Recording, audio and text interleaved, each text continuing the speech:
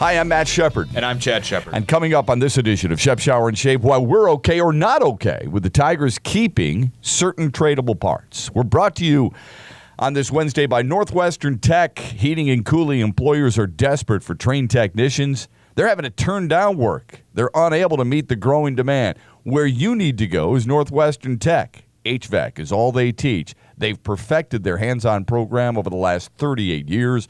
Call them today, 248-358-4006. We're brought to you by Nate Noth Designs. See his work on Instagram and on Facebook. He's the one who designed the Shep, Shower, and Shave logo. And we're brought to you by Fifth Avenue in Royal Oak. They live, eat, and breathe sports at Fifth Avenue with over 40 HD TVs, a 14-foot HD projection screen, and a one-of-a-kind sportsbook viewing area. Check them out today.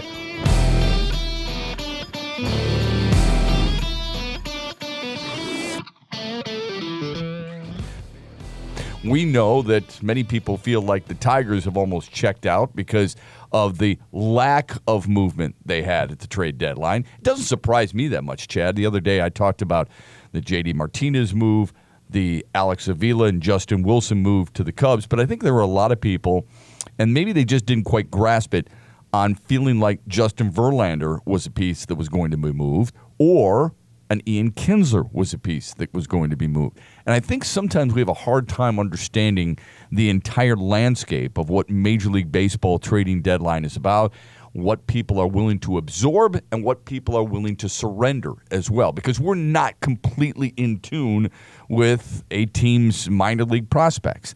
The thing that turned people off about Justin Verlander, it's not his postseason record, because he's very good in the postseason, not great in the World Series, but very tough in the postseason. It's the money. Do you blame the Tigers for not wanting to absorb any of his remaining contract, $28 million next year, $28 million the following year, and, of course, whatever is remaining on his contract this year?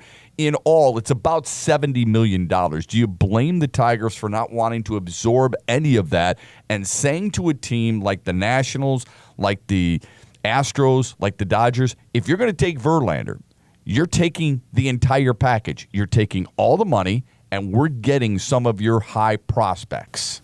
No, I don't blame the Tigers for playing hardball at this point in the process. I don't think that's really an issue, and I think if we look across the landscape of the league, we look at what I would call an underwhelming trade deadline in general. I don't think Oakland got the package that they thought they were capable of getting for Sonny Gray, or that they were happy about necessarily.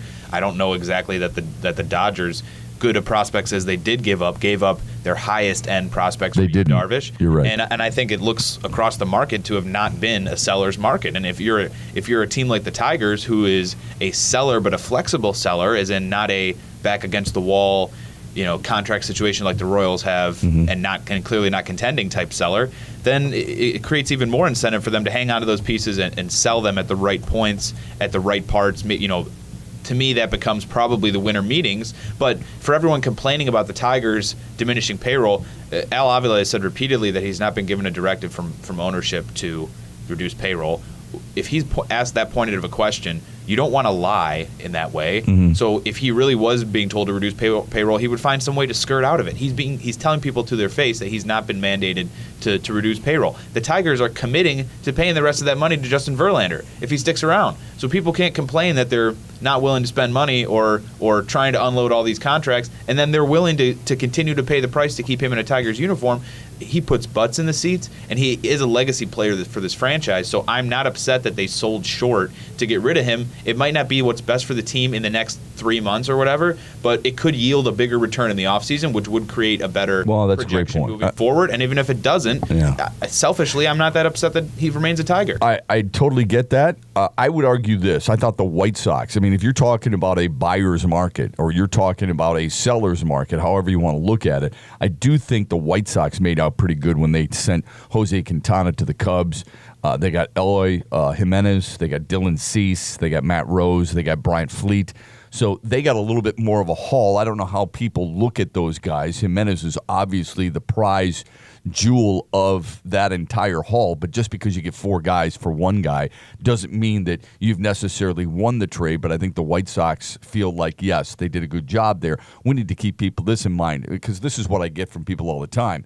Look what the White Sox got from the Cubs for Jose Quintana. He's not nearly as good as Justin Verlander. Granted, here's the difference. Jose Quintana's 28. Justin Verlander's 34. Jose Quintana is under contract for the next 3 years at an average of $10 million a year. Justin Verlander's under contract for the next 2 years at $28 million a year, and he's thrown over 40,000 pitches. Quintana's at making $7 million this year, then 8.85, then 10.5, 10.5. Substantially more affordable. Yes, no doubt, without question. So I guess I'm averaging around $10 million compared to the $28 million. So I think it's hard for us to truly, appreciate and understand why teams. It's not that they didn't want Justin Verlander; they just didn't want that payroll right now.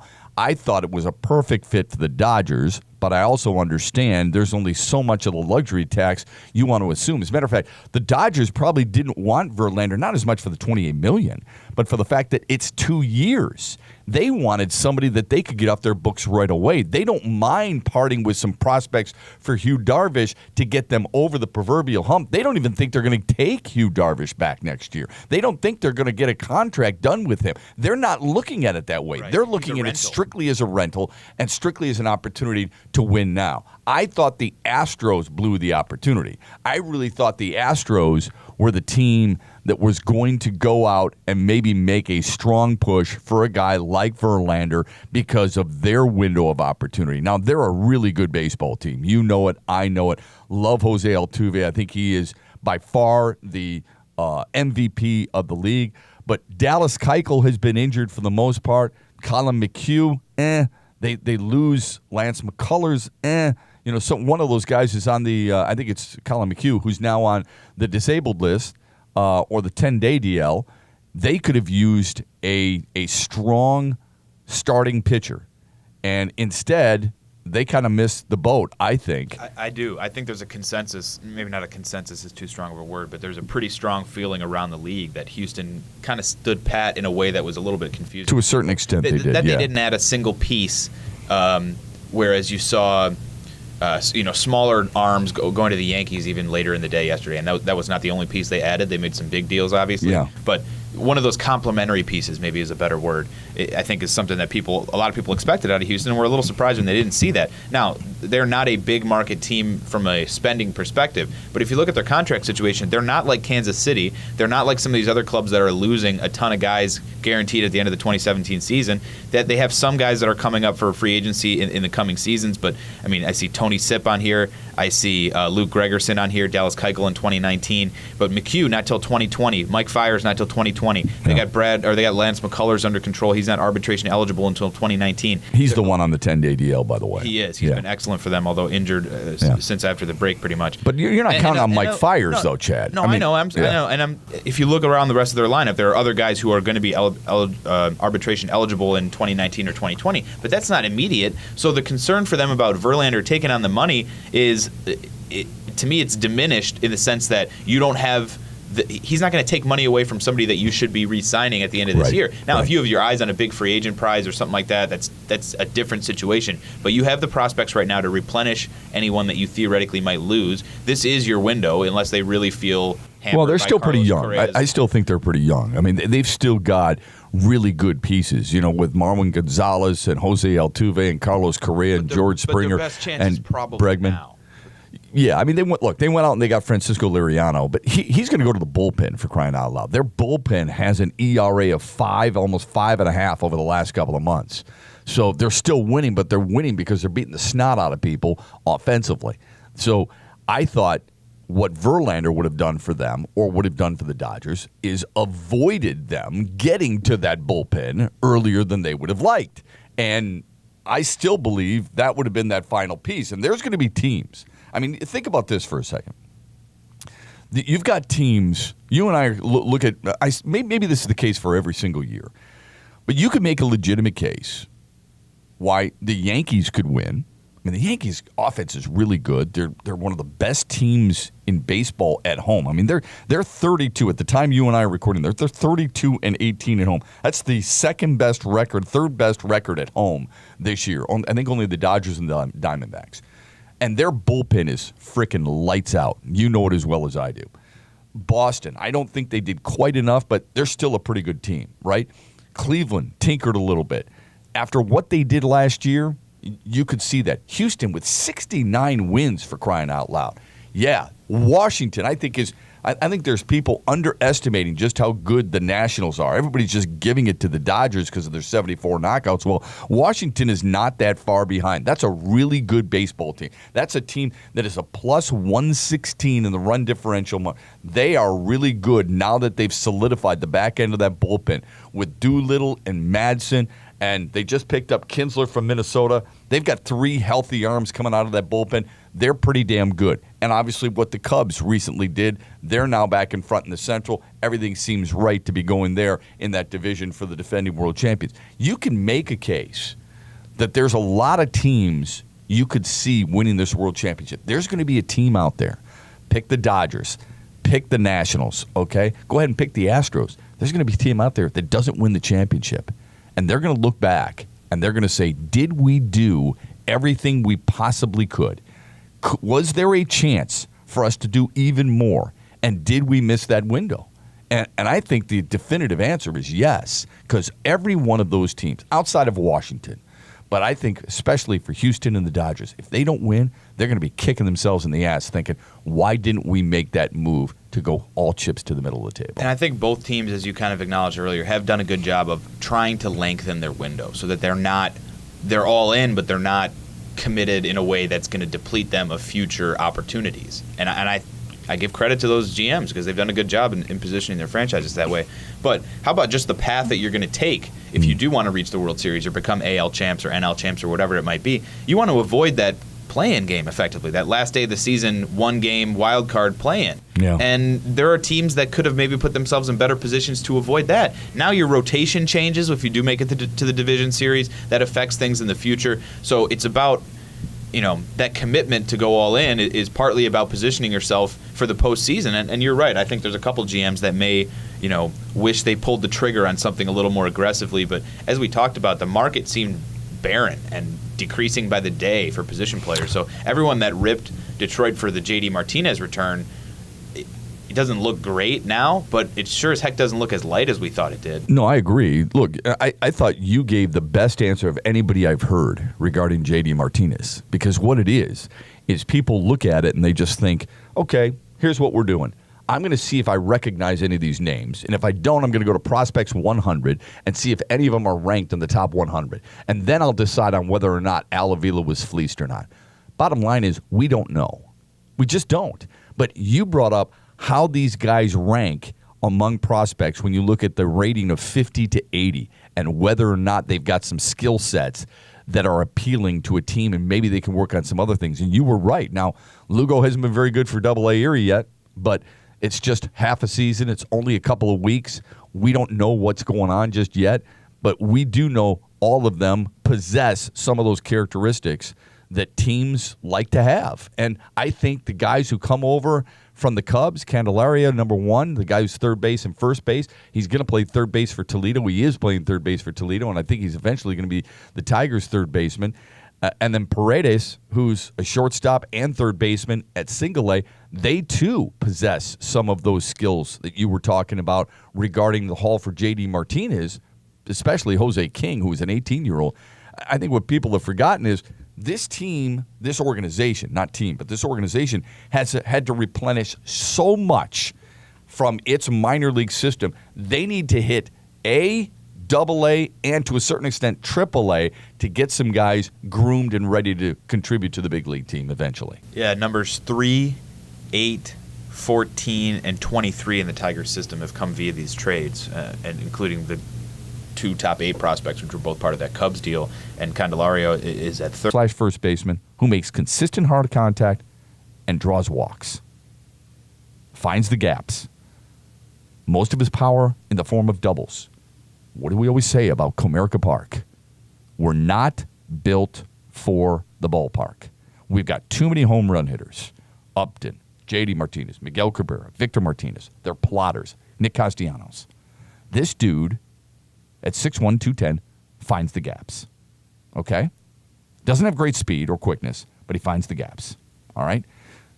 The belief in him is he's got great instincts, and he works his ass off. How good is that? Would you like that? Absolutely. So now he comes to Detroit. He's got to contend with Miguel Cabrera at first, Nick Castellanos at third. Here's the difference. Cabrera is a year away from becoming a designated hitter. You know it and I know it. You think he should be a DH right now, and so do I. But Victor Martinez has taken his place at the DH spot. Have you seen Nick Castellanos play third base this year? And I mean, been able to dig deep and watch him play third base. Do you see his hands? Do you take note of whether or not this guy can play defense the way you expect a major league player to play defense? Good. In other words, you're on board with me in saying he's got terrible hands. I mean, they're like rocks, all right? There's a reason he's made 15 errors. The most at his position in the big leagues. The most that he's ever made. His fielding percentage, and I know this can be very subjective, I suppose, because sometimes we don't always trust the official scorer, is .935. Think about that for a minute. .935. He's got a defensive WAR of -7. That's how bad Nick Castellanos has been at third base. Do you really want him at third base? And I mean this. Don't kid yourself. There's a reason Brad Ausmus goes with Andrew Romine every single time in the latter innings, because he can play. Out of the regular playing 21 third baseman, Nick Castellanos, by far and away the worst defensive player at his position. By far and away. Alex Bregman is a second-year guy at Houston. He's made 7 errors. That's it. 7 errors in 219 chances. Nick Castellanos only has, 10 more chances, 12 more chances, and he's doubled the number of errors. So you could see him making that move, right? Who's the gold standard at third base? The gold standard used to be Evan Longoria. He only has 7 errors, by the way, in 20-plus more chances than Nick Castellanos. Okay, you don't expect him to be that. Fair enough. How about Nolan Arenado? 4 errors in 280 chances. 280 chances. You remember former Tiger Gino Suarez. He's now playing third base for Cincinnati, all right? He's got 262 chances, so almost 40 more than Nick Castellanos. He's made 6 errors. That's it. Mike Moustakas, really good player. He's made 6 errors. Nick Castellanos is not a good fielder, period. He's in the lineup for one reason and one reason only, because he can hit. He squares the ball up, that's fine. So you're going to have to make a change there anyway. You know it and I know it. Hopefully it comes next year, but Victor Martinez is blocking this entire issue because they've got another year left on that contract, which is just absolutely brutal. So unless you want to buy him out, which I doubt is going to happen, he'll stay, he'll be the DH, and you'll have to deal with the corner infielders another year. So you and I both know this has been in the making. If there were anybody worth a damn within the system who could play the position better than Nick Castellanos, he'd probably be up here. Unfortunately, there isn't. So that's the reason you've got to get as many guys as you can. You need infielders. You probably need some outfielders too. Christian Stewart, Michael Gerber, Derek Hill, just a few of the outfielders that the team is going to be eventually relying on. Stewart, Jacoby Jones as well, put his name in there. Stewart closer than anybody else, probably. I know Jacoby Jones is in AAA. I know he started with the ball club this year. He had a really good spring training. Stewart's defense isn't great, but he can hit with power, and he can hit. He's a better hitter than Jacoby Jones is. Michael Gerber's got pretty good speed, not great speed. He's not Ron LaFleur. He's not Gary Pettis, okay? But he really fields the position well. Gets good jumps on the ball. He'll steal a few bases for you, but he's no Vince Coleman or Willie Wilson. All right, so don't expect that when he gets here, if he gets here. And he's 25, by the way. These guys are still relatively young. That's the beauty of it. Candelaria is 23, and as I mentioned, Paredes is 18. But let me get back to what I was talking about before with Avila. It's the trust factor. You feel like he failed you in signing Mike Pelfrey, and he did. You feel like he failed you in signing Mark Lowe, and he did. I mean, he turned it around and said, this ain't working. I'm getting rid of both those guys, which is a good decision. But overall, signing them in the first place, you didn't agree with. How you didn't agree with Mark Lowe, I don't know. Pelfrey, I wasn't big on either. Lowe, I thought was a good signing. He had a really good year for Seattle before he came to Detroit. He just couldn't get outs in Detroit, so it didn't work. You didn't like the Jordan Zimmerman signing. Neither did I. That's blown up in his face. Now, you didn't like the Alex Avila signing either, and look at what they were able to do with that. So he's proven you wrong there. But you're thinking, yeah, but that batting average for a GM ain't very good. I get it. Justin Wilson, pretty good acquisition, right? Okay. So you want to give him some credit. But overall, he has not earned your trust. I get it. You feel like, and I'm paraphrasing here, and I'm trying to think like fans. You feel like he didn't get as much as he should have for these guys. Many people think Paredes is the best, one of the better prospects in the Cubs organization, better than where his ranking is, which was 9th in Chicago for the Cubs and their prospect list, and now he's 8th in Detroit. Remember, he's 18. He's playing Class A ball. We don't know that yet. Now, Matt Manning is Class A ball too, and he's number 1 for Detroit, and he's in the top 90 of Major League Baseball, even higher than that. So you're thinking you didn't get enough. Well, if this Paredes kid turns out to be as good as many people think he will be, he might be a jewel of this deal. And if you think about it, the Cubs are probably only getting Justin Wilson beyond this year. Unless they want to reach out and keep Alex Avila, and many people think, oh, he'll automatically come back to Detroit. I don't know if that's necessarily true. John Hicks will come up. He'll have a nice platoon with James McCann. McCann hits lefties exceptionally well, and Hicks hits righties exceptionally well. So it'd be a nice little tag team combination. Maybe both of them are just situational guys. Maybe they're platoon players. Until James McCann can really do a better job of learning to hit right-handed hitters, maybe this is what we're going to be forced to deal with. Have to platoon these guys. That's okay. If you're getting really high production from that position, that's okay. Hicks isn't as good defensively as McCann. McCann probably not as good offensively as Hicks. Okay, you can deal with that. But maybe that's what Paredes is. Maybe he comes in and he becomes a much bigger piece to the Tigers' overall puzzle than we know. Folks, we don't know him. You don't. We can read about him. We can hear what scouts have to say about him. But overall, you don't know him. Because right now in South Bend, single A, in the Midwestern League, he's batting .264. He's got a little bit of pop. Here's what the scouting report is on him. More pop than the other teenaged infield prospects from the Cubs system. Less likely to stay up the middle long term. He has enough loft and bat speed from the right side of the plate to develop into a 15-homer threat. He also had a good feel for hitting, already showing the ability to control the strike zone and use the whole field. He has enough arm strength to play anywhere in the infield, but his fringy speed and quickness limit his range.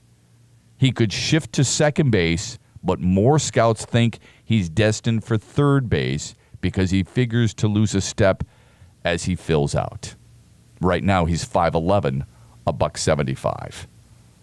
So that's what you're looking at with Paredes, or however you say his name. Now, the thing about it is, so here's what you've gotten in return. You've got a 23-year-old, you got an 18-year-old, you got a 22-year-old in Dewalt Lugo, who many people feel like they're a little upset because you didn't get as much as you wanted for J.D. Martinez. And there's another thing about your lack of trust for Avila.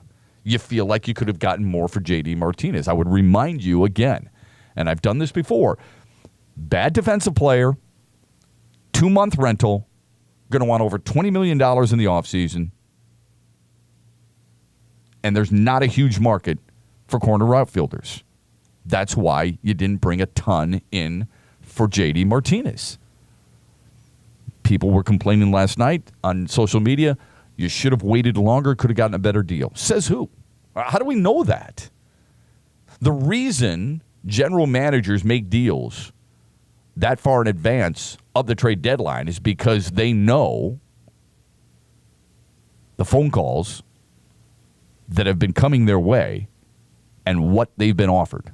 And they don't like the trend, right? Unfortunately, we don't know enough about these guys. So when you look at Lugo, and by the way, he's off to a bad start at Erie. He's only batted about 200. Many people feel like he's more of a utility guy. And you don't like that, and I don't like it. I don't like getting rid of J.D. Martinez for a utility guy. Now, they think a little bit higher of King, who's still playing A-ball. Okay? So it might be one of those Paredes situations. Isaac Paredes, 18. Jose King, 18. Those guys might be one of those 3-4 year down the line type of guys. See, in baseball, the beauty of the trade deadline is, the anticipation, right? The frustration of the trade deadline is that when your team actually does sell or buy, if you're buyers, you're looking at like, man, I can't believe we gave up that much for that guy, even though you haven't seen those young guys play. You've just read about them. If you're the sellers, I can't believe I didn't get more for this established guy. That's often how it works. So you think, we could have gotten a lot more from Candelario. Well, sure, folks, maybe you could have. Maybe. I mean, if Washington was out there offering Victor Robles, yeah, I would have much rather have seen that type of haul back, wouldn't you? For sure. And Victor Robles, in case people don't, he's an outfielder for the Washington Nationals who's 20 years old and viewed as the 5th best prospect in the major leagues. He's playing Double-A. By the way, in Double-A, he's batting .231. Just so you know, he's batting .231 at the Double-A level, and overall, his scouting grade, power, run, arm, they break it down to hit, power, run, arm, and field, all right? He's got a 60. That means he's major league ready. But I just want you to know, at the Double-A level, that dude's batting .231, okay? How much is enough? Let's put it in perspective. Yoan Moncada, he's the number 1 rated prospect in all of baseball. He's with the Chicago White Sox, okay? He's batting .280 at AAA. .280. Now, he's going to have more. He's got 12 home runs, and he's got 36 RBIs, 6'2", 205, all right? He's batting .280. I want you to think about that for a minute. 12 home runs, and that number of runs driven in. Now, when you look at what Detroit just got, and maybe this is an unfair comparison, but I'm just letting you know, Candelario, he's 23, a year older. He's batting .266, but he's got as many home runs and more RBIs at AAA. They play at the same level, for what that's worth. So you look at it, and people go, I don't like the haul they got for J.D. Martinez. It's too much down the road. I don't like the haul they got for Alex Avila and Justin Wilson. Those who complain about the Justin Wilson thing, I think, have more leverage and more of a beef. And the reason is because Justin Wilson didn't have to be traded, quote unquote. You could have waited even through the year, through the trade deadline. You could have waited till the offseason if you wanted. You could have waited till the trade deadline next year. No saying that Justin Wilson would have the same type of year, but you understand the point. He was under team control. He was affordable. It wasn't a big deal that you had to get rid of Justin Wilson. And quite honestly, think about what this team has lacked, what this organization has lacked for years. A pretty reliable closer. And he's been reliable for the most part. The difference is they now bring up Joe Jimenez to be, well, he won't be that just yet. And Joe Jimenez. Now he grades out pretty well. He overall is a 55, which is an above-average MLB player. He's a 55 hit power. He's a 55 arm power. and he is MLB average or better in terms of his bat power and his ability in the field as well. Slightly deficient maybe on the base paths, but that's not anything new. Yeah, to he Tigers doesn't have great speed. Yeah. Now, you don't want to have 9 guys out there like that, but you can afford 1 or 2 in your lineup, especially if he's going to be a complementary bat to what seems to be a shifting middle of the order. We've watched that lineup kind of develop over the past couple of years, and I wonder, it doesn't change anything, but if J.D. Martinez hadn't panned out the way he panned out, if we would have looked at the middle of that Tigers lineup with the same awe that we did, because they probably wouldn't have gone out and signed Justin Upton. They wouldn't have been in the position that they were in. Great, you have Kinsler at the leadoff spot, and I don't know who bats 2 for you, but Cabrera, Victor Martinez, 3-4, and then it would kind of drop off. Yeah. And I think a lot of pressure for this Tigers organization obviously comes from the money they spent, but partly it came from that murderer's row lineup that everyone across the league would look at and just say, man, how are they not amounting to more? How are they not more successful? Sure. We've tried to break that down a little bit here, but if the middle of the lineup is shifting and Candelario is a part of that for the future, then that's a great that's a great piece of this trade. And if you get 2 everyday major leaguers out of this trade, you feel good. Bravo for Al Avila. So we now have to turn the page. I mean, it's been a long time coming, and it's tough to do, but we have to turn the page now on this era of Tigers baseball. How do we look back at the last 11 years? And really, it was a 10-year window, wasn't it? It was. I mean, they got to the World Series twice. They made the playoffs plenty of times. They didn't reach the ultimate goal. This franchise still has not won a world championship since 1984. Frustrating, disappointing, upsetting, yes. All the above. How do we look back at what they've been able to do? I mean, where does it sit with you? I think You've never experienced them winning a championship. I have. I don't quite remember 68, but 84 is my team. You and I have talked about that before. How do you view what has taken place over the last 10 years? Do you look at it and say, you know what? This was a really enjoyable time for me watching Tigers baseball. I got the chance to see one of the greatest right-handed hitters of all time, one of the better right-handed pitchers of his era. Is he a Hall of Famer, like Avila said on Fox Sports Detroit the other night? No, I don't believe he is. I mean, if Jack Morris isn't a Hall of Famer, I'm sorry. Justin Verlander's not a Hall of Famer. That's just my opinion right now. It could change if he goes on some type of major spurt. He was the best of one of the best of his era, but Jack Morris was the best right-handed pitcher of his era. And Jack Morris has got rings, and he's got playoff numbers that are a hell of a lot more impressive. But anyway, how do you look at the 10-year window that this team had but didn't quite get over the top? Because you're unsatisfied, and I would expect you to be. Well, it's mixed emotions for sure. I mean, you talk about some of the memories provided by this organization, provided by some of these players, and some of them are still building their legacies and still shaping the memories of I guess, youth in the Detroit area, if you want to call it that.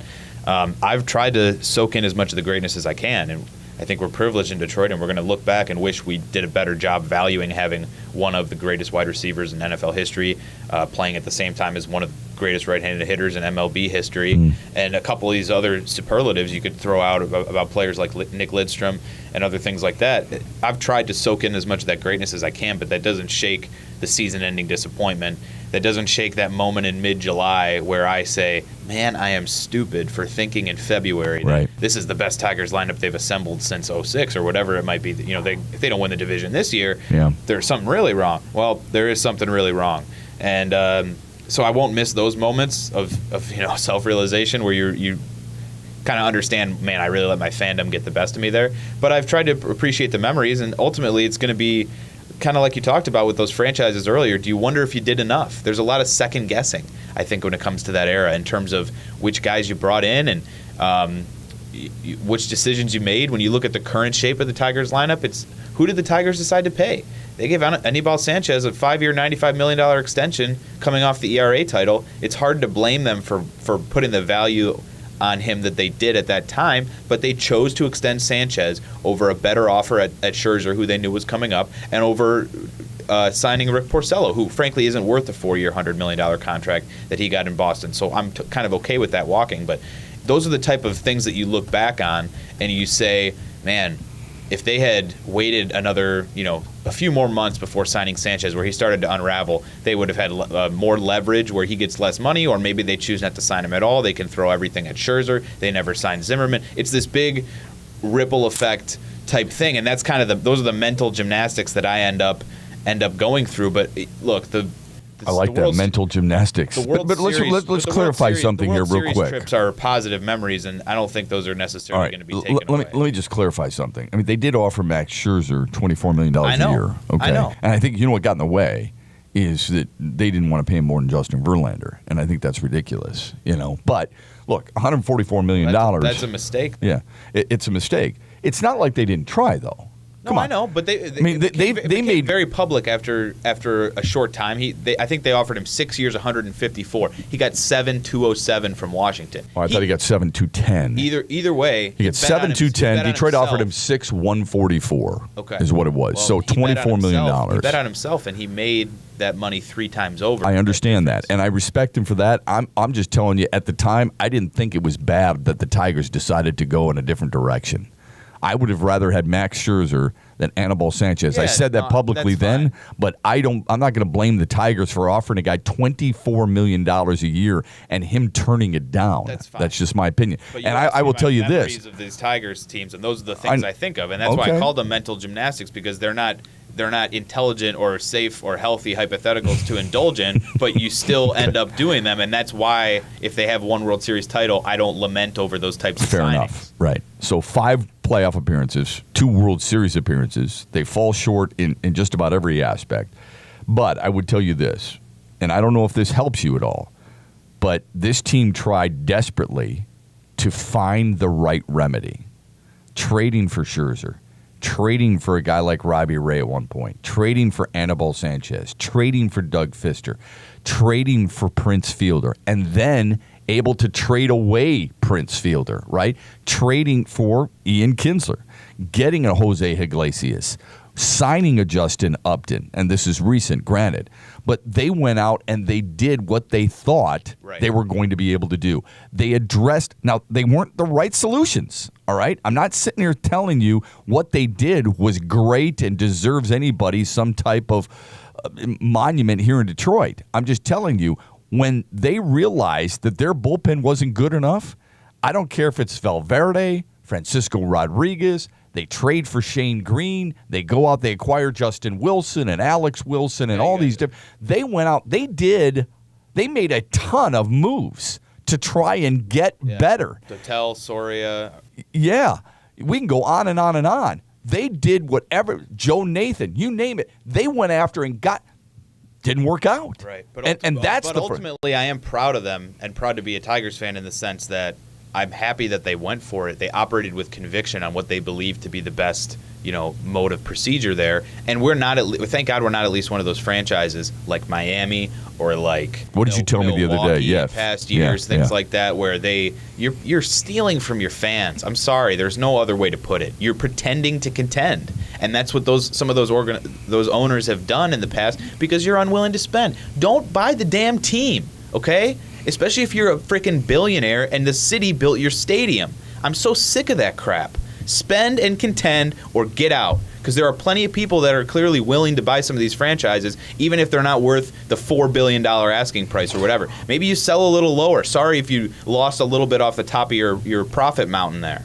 Well, maybe some of them, though, believe that you build a team differently. I mean, there is a philosophy there that it's not always about spending, but sometimes it's about doing what you have to do in the minor leagues and grooming these kids to be ready for the next level. I thought you were going to use Oakland as an example. I think that would be a great example because all they do is they draft well, they develop well, and then they trade away those guys. You want a franchise that steals from its fan base. That's it. They make a run every once in a while, first of all.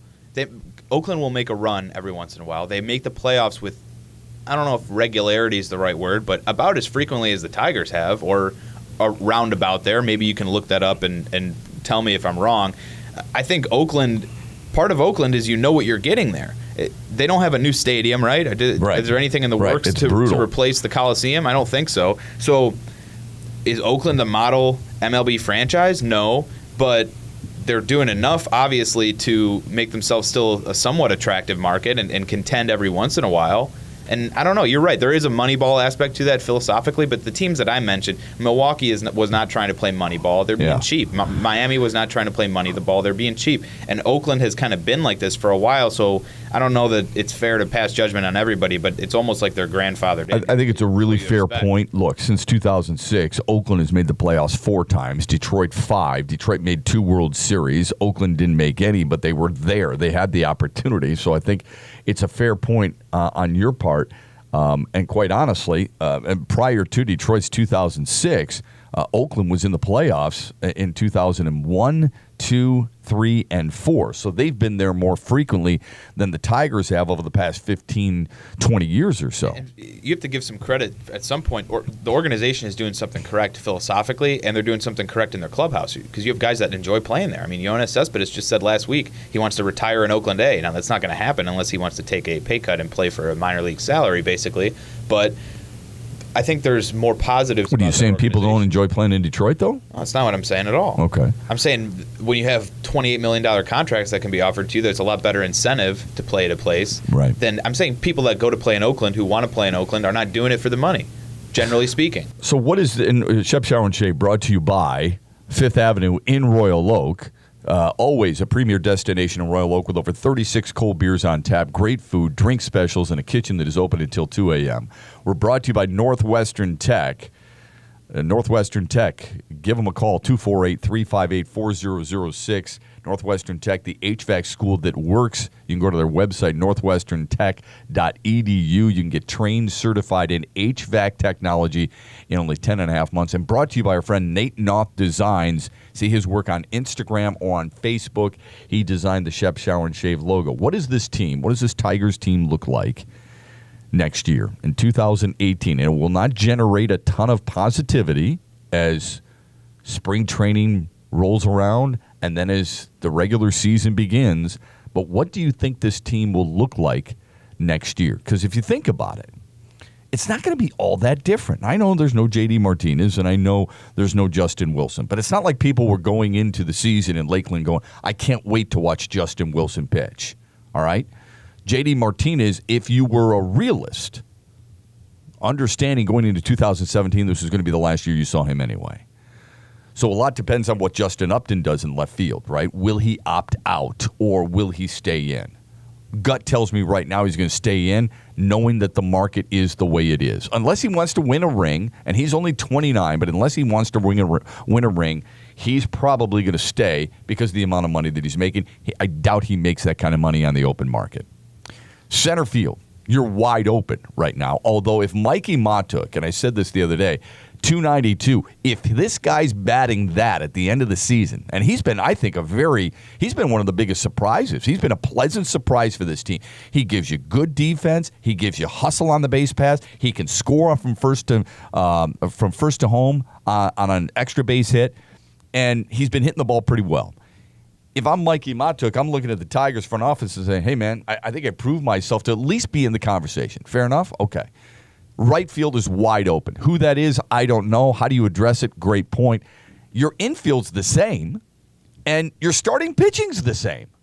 This team's going to go out, and if they're going to do anything, they're going to try to fill some void in the bullpen and maybe look for some type of rotational outfielder. Guess what, Chad? Same situation last offseason. They were looking for bullpen help, and they were looking for an outfielder. How's it any different? No, I totally understand what you're saying, and I would say that, first of all, I wouldn't be so confident that they'll have the same infield next year. We don't know. I don't want to speculate, especially with something like this, too far, but indulge me a little bit. The health and performance of Victor Martinez has been not what we're used to seeing at all from him this season. It's the worst season he's had in Detroit. I've admired him for a long time for his bat control, his pitch selection, his ability to battle with pitchers, for them to know that they're really in a dogfight every time he steps to the plate. Not been the case this year. He just doesn't look like himself. And again, it's not for me to say. I don't want to speculate, but maybe retirement is something he's thinking a little bit about. And he's been a great serviceman for the Tigers in a lot of ways. I don't think that's something that would handicap them. I think that would actually possibly be a benefit. You think he's going to turn down $18 million?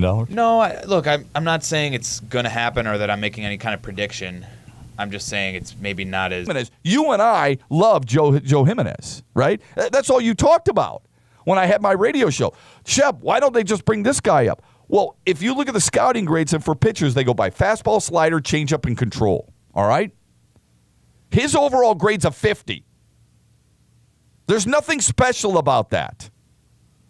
It's a grade of 50. Big deal. He's not going to be the closer right away. Who is? I have no idea. I really don't. Because Bruce Rondon has fallen on his face, and he has absolutely sucked in the last few outings. Alex Wilson has struggled mightily since the All-Star break. Drew Verhagen isn't going to be that guy.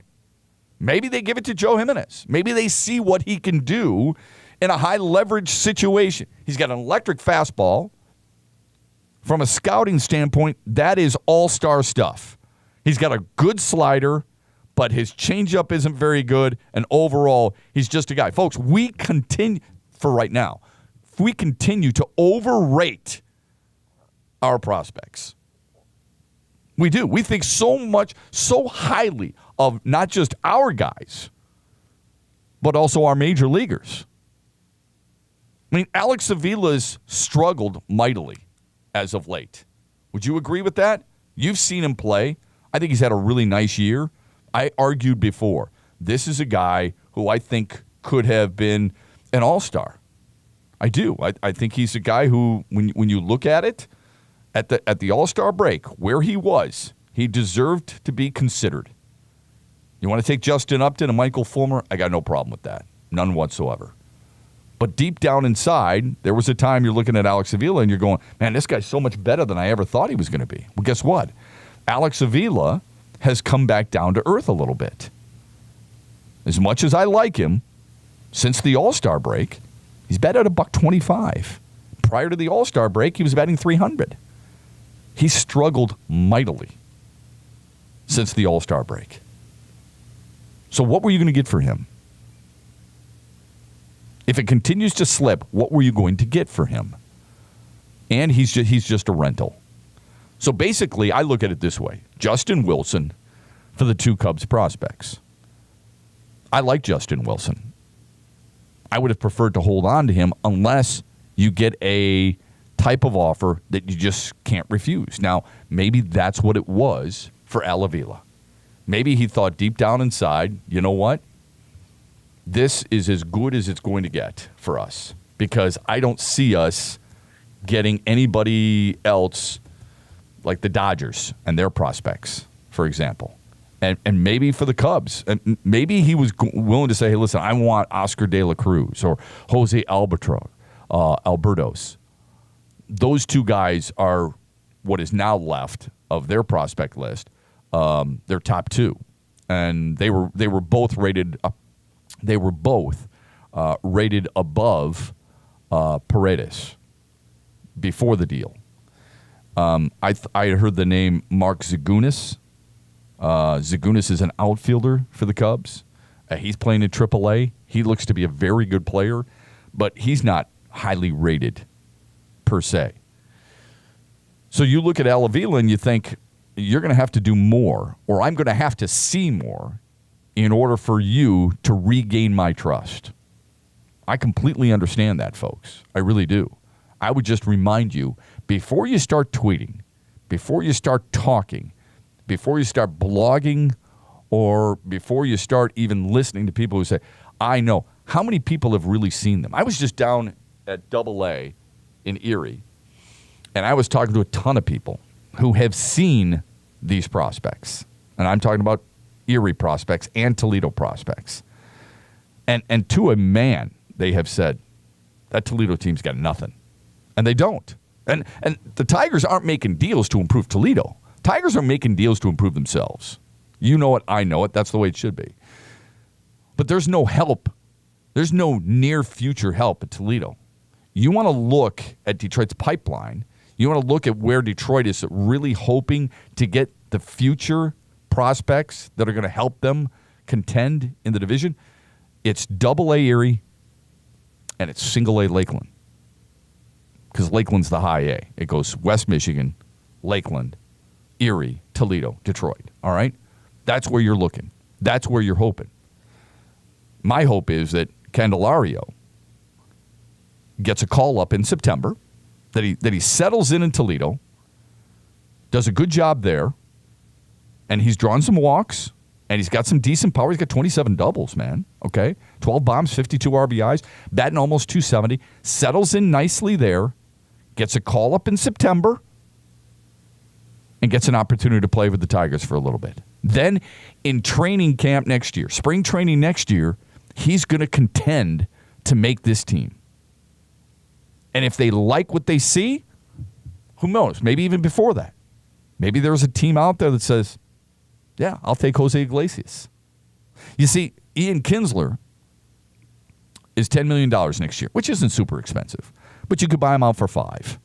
Maybe you could trade him in the offseason. I don't see a lot of, quite honestly, I don't see a ton of market for a guy who is batting, 245 right now, is 35, going to be 36. But he's turned into a much better leader than before. What happens with Justin Upton?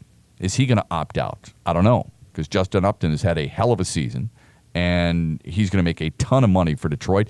But he is only 29, and maybe if he wants to win, he feels like, you know what, now's the time that I got to go. That's possible. Next year, if you think about it, if you look at this team, let's say Upton comes back. Upton in left, Matuk and somebody else in center. Maybe it's Jacoby Jones. Maybe it's Alex Presley. I'm not sure. It doesn't make us feel really comfortable. Although Mikey Matuk this year's batting .292. He's done a pretty nice job, don't you think? Upton's played really well in left field. You could argue he's a Gold Glove left fielder. I know you don't believe that a lot of times because you've seen some of the egregious mistakes he's made, but you look at his defensive numbers, they're really good, all right? Matuk and maybe somebody else in center. I mean, if I hit .292, if that's the way it goes, and we still have 2 full months left for Mikey Matuk to come back down to earth, I suppose, but if I hit .292, I would expect to have an opportunity next year to compete, wouldn't you? Absolutely. And then you've got right field open because there's nobody in right field right now. And that's why, Christian Stewart, it would be great for him to just take off and just take everything by storm so you could move a guy like that into a possible position like that.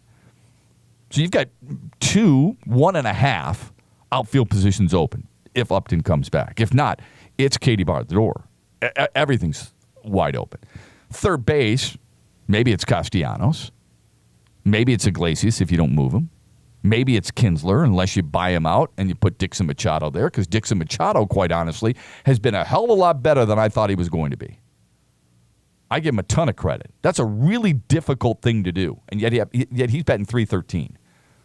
Now, maybe he's batting .313 because he's only played 41 games. Maybe he's batting .313 because he's only got 83 at-bats. But considering what he has to do, try to be ready every day, and really he's only playing once a week, that is really difficult. I'd like to see more of him. And then you got Miguel Cabrera first. You get McCann and Hicks behind the dish. Your pitching staff ain't changing a whole lot. Fulmer, Verlander, Zimmerman, Norris, Boyd. There you go. There's your 5 guys. Unless Faedo does something that we didn't expect. Unless Bo Burrows gets called up in September and he gets a strong look, because that dude's got some electric stuff, man. He's got to work on a few things, but overall, Bo Burrows, we haven't seen Matt Manning. I haven't seen Matt Manning. I've seen Bo Burrows. You want to see this kid pitch? You talk about an electric fastball? He's got an electric fastball. He's got an above-average curveball. He's got to work on his changeup and his slider. But overall, he's not far away, man. He's got good stuff. And he's been really good at Erie. People like him a lot. So you get it. I doubt one of those guys make that jump, but if they do, and if they don't, you still have Manning, Faedo, Burrows, Funkhauser. Those are 4 pretty good, talented young pitchers in your system. And I didn't really talk about Tyler Alexander. He's a lefty. He doesn't have great stuff. He's got this is a kid who's pitching at Erie right now. I went down there and I watched him start. He's just an average guy. He's a back end rotation type of guy. He's more of a command guy. I was going to say he's a crafty lefty, but I know people don't like that, and I understand it. So that's what you're looking at. That's what you're looking at for this team next year, unless one of these young players can come up and do something. And I think deep down inside, that's where you and I have the biggest problem with the Tigers' moves. You don't see anybody who fills the void quickly, right? You don't see anybody who says, I'm ready to assume control. Chris Bryant in Chicago, Anthony Rizzo in Chicago, right? Bryce Harper in Washington, Manny Machado in Baltimore. Everybody saw those guys and said, yes, those guys, they're going to be there for a long time. They're ready to assume duty now. You don't have that right now. You didn't get that in return. It requires what? Patience and belief. And you have very little of it. And so do I. We lack the patience because we haven't had a championship here since 1984. You lack the belief because of some of the previous major league free agent signings Avila has made. It's a tough combination to combat if you're the Detroit Tigers right now. Shep Shower and Shave is brought to you by Northwestern Tech. Folks, HVAC is all they teach. So they've perfected their hands-on program for the last 38 years. Try this. Call some of the big HVAC companies in the area. Ask them where you should go. It's going to be unanimous. Northwestern Tech, the HVAC school. Call them today, 248-358-4006, or go to their website, northwesterntech.edu. We're also brought to you by our friends at Fifth Avenue. Fifth Avenue in Royal Oak, known for its unrivaled weekend nightclub experience in their spacious second floor, which is available for private parties. They've also got a one-of-a-kind sportsbook viewing area. No better place in Detroit to feel the excitement as you watch the Tigers, the Wings, the Lions, Pistons, Michigan, or Michigan State. Fifth Avenue in Royal Oak with a kitchen that's open until 2 a.m. daily. And we're brought to you by Nate Knopf Designs. Nate is the artist of our logo, Shep Shower and Shave. Find his work on Instagram or on Facebook.